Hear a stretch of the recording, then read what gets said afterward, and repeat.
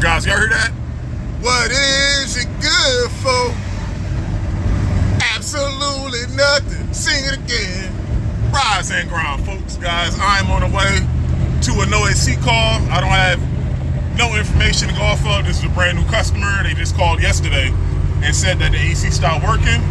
I wonder what wonderful surprise awaits us. I'll see y'all when I get there. Alright, guys. Check this out. We got a furnace coil and the through-the-wall condenser.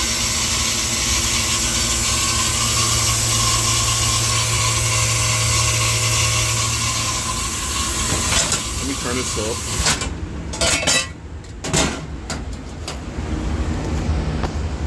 Looks like this motor is not turning.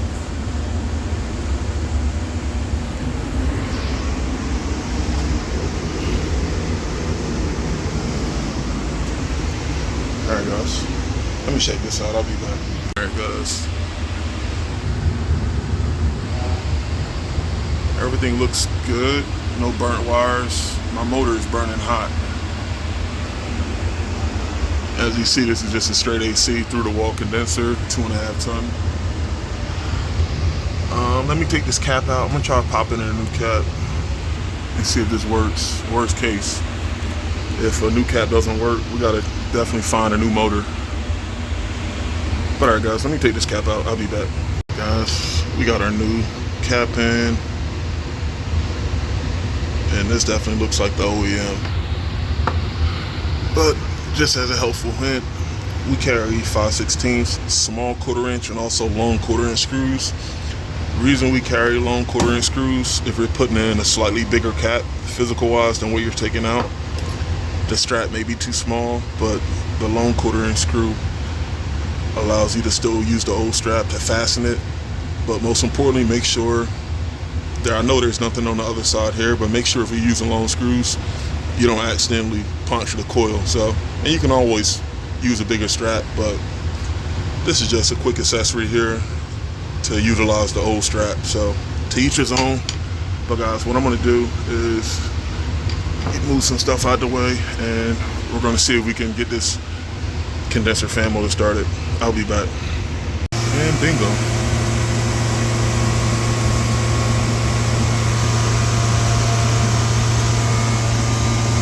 This compressor definitely sounds better.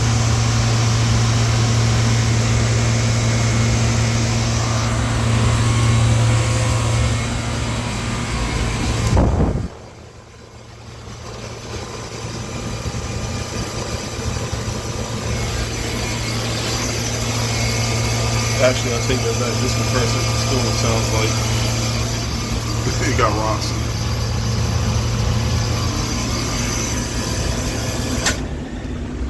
Hold on, guys. What I'm gonna do, let me clean this motor off a little bit. I'll be back. Alright guys, my fan motor is running, but I want to check my pressures to make sure that we're not overcharged. What is this, R22 or 410? Yep, it's 22.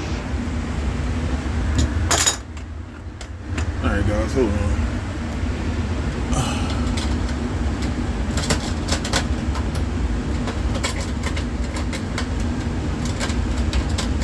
Guys, I had to pull an OG Philly move.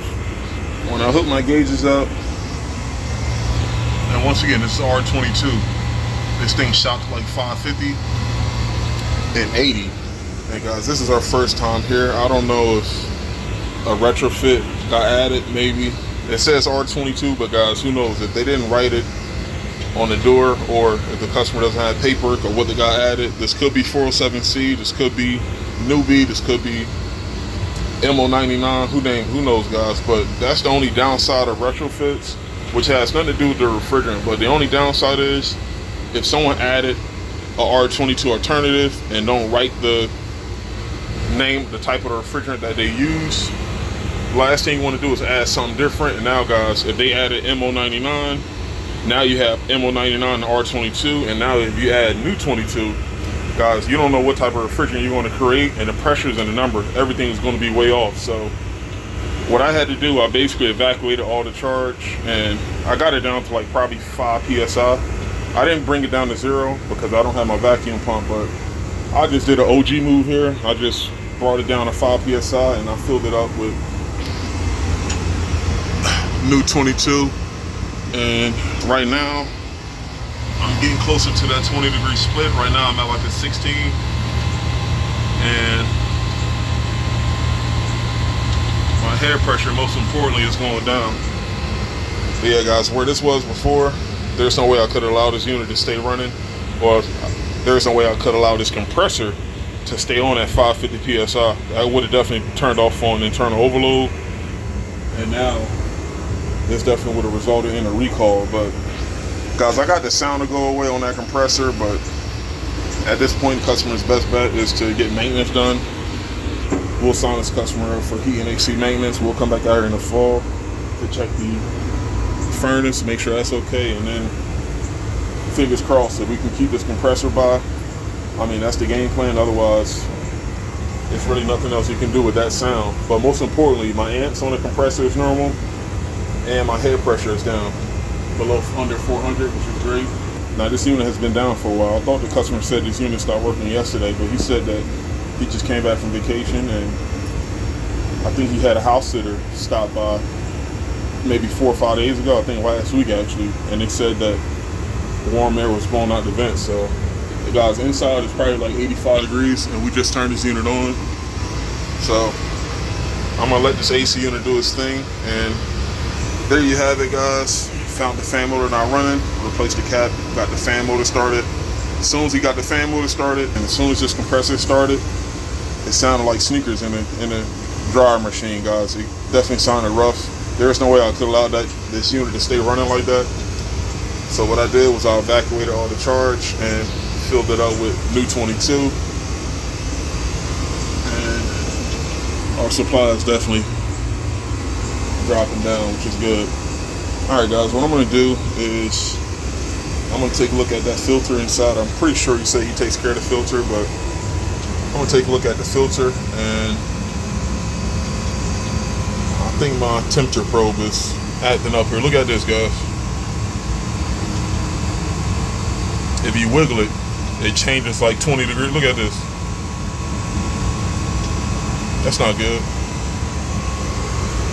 Sorry guys, let me pack up here. That's all there is to it, and I got to get my hoses off the unit. But there you have it. We'll take care of this moving forward with maintenance, and hopefully we can keep an eye on everything before the next breakdown. But there you have it. Peace out, guys. I'll see you on the next one. Peace.